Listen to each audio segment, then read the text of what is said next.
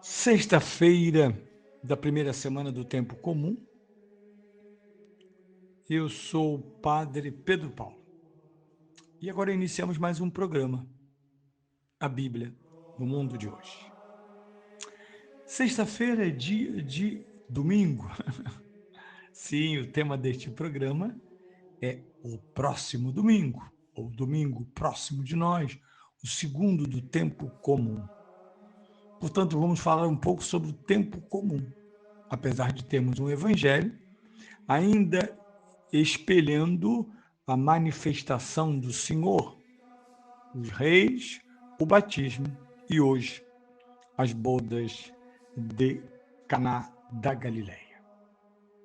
Bem, ouçamos o Evangelho de São João, capítulo 2, versículos 1 a 11. Naquele tempo realizou-se um casamento em Caná da Galileia e estava lá a mãe de Jesus. Jesus e seus discípulos foram também convidados para o casamento. A certa altura, faltou vinho. Então a mãe de Jesus disse-lhes: Não tem mais vinho. Jesus respondeu-lhe: Mulher, que temos nós com isso? Ainda não chegou minha hora. Sua mãe disse aos serventes: Fazei tudo o que ele vos disser.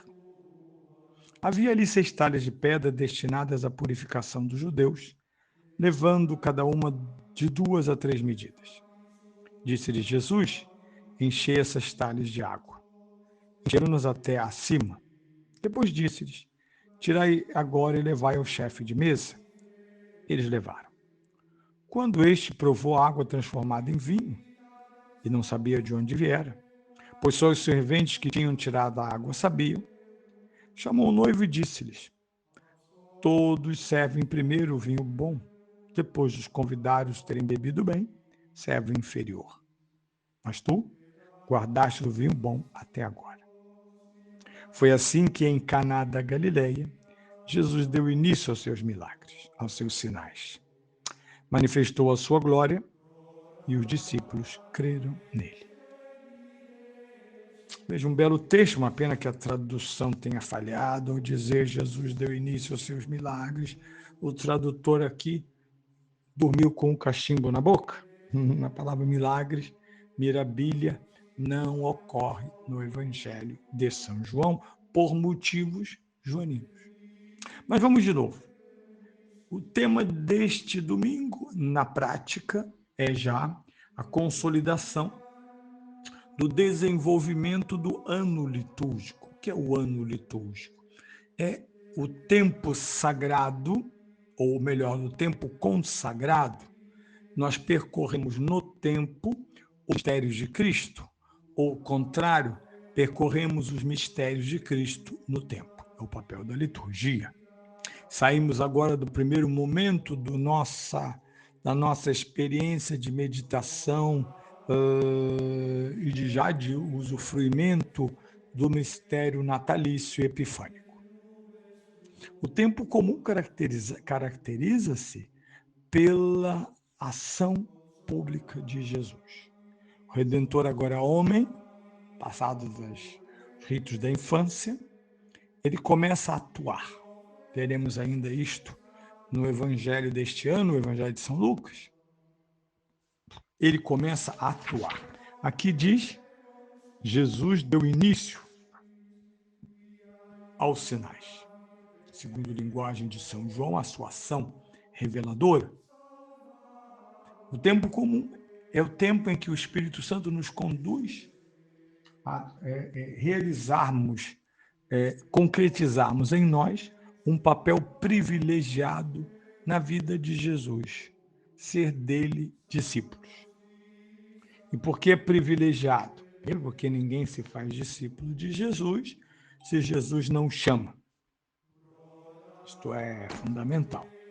Segundo, ser discípulo de Jesus é a fé de camarote, porque o discípulo acompanha toda a estrutura, toda a mensagem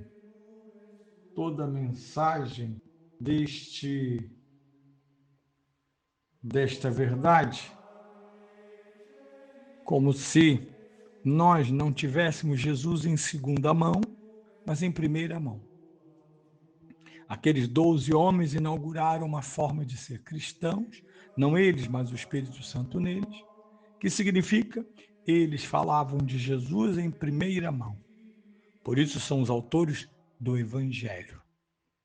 O Evangelho não é só um livro, e o é. Não é só um escrito, e o é, fixação. Mas o Evangelho é um espaço de vivência com Cristo. Espaço de vivência com Cristo. Para então percorrermos mistérios mais profundos ainda, que serão então na próxima e terceira etapa do ano litúrgico, a Quaresma, todos convidados para o deserto. Então, na quarta etapa, o tempo pascal e Pentecostes. Para então voltarmos ao tempo comum na sua segunda parte, começada agora, interrompida com a Quaresma, retorna após Pentecostes. E até o fim do ano litúrgico, 34 domingos, celebramos este lugar tão privilegiado de discípulos. Bem, esse evangelho, como eu disse antes, tem duas enquadraturas. A primeira é ser o início das atividades, assim dizemos, de Jesus. Jesus inserido na vida dos homens. E aqui temos janelas abertas de excelência para a mãe de Jesus. Ela é convidada. E também Jesus e seus discípulos.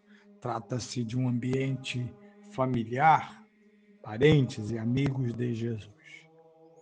E no meio desta festa alegre, feliz, a mãe o adverte.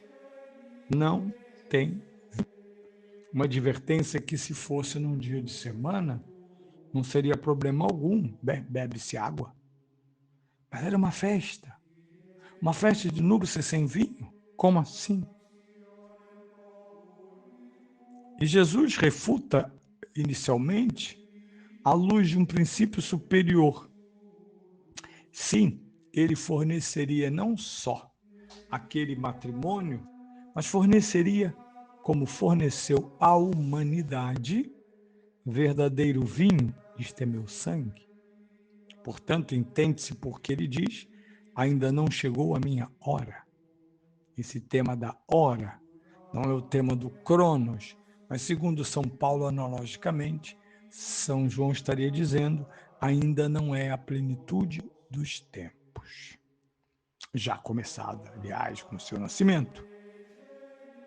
A mãe, então, responde de modo misterioso, e nós só podemos entender essa resposta entendendo a profunda relação entre estes dois seres, uma única no universo. Ela não diz, ok, tá bom, vamos esperar o fim dos tempos. Ela diz simplesmente aos servos, fazei tudo o que ele vos disser. E Jesus não diz nada, somente enchei as talhas de água. E essas talhas de água vão oferecer aos judeus o melhor dos vinhos. Assim testemunha aquele que está organizando a festa, o cerimonial, pois ele diz, todos servem primeiro o vinho bom, mas tu guardaste o vinho bom até agora. Nós sabemos que esta afirmação sobre uma festa na Galileia, numa cidadezinha chamada Caná, é muito mais do que uma festa de casamento. Terminou o vinho do judaísmo. Terminaram as festas litúrgicas judaicas. O próprio templo precisará ser destruído e reconstruído. Ezequiel e os profetas dirão: começa o tempo de uma nova e definitiva aliança. Bem, eu disse que não eram milagres, porque São João vai nos confidenciar duas coisas: que Jesus começava a manifestar sua glória através dos sinais. Essa estrutura vai seguir durante todo o livro de São João, até o capítulo 12, de 2 a 12, 10 capítulos. E, em consequência disso, ou em concomitância, discípulos creram nele. É esta unidade que o sinal cria. O sinal é vínculo entre a identidade de Cristo e a vida dos discípulos.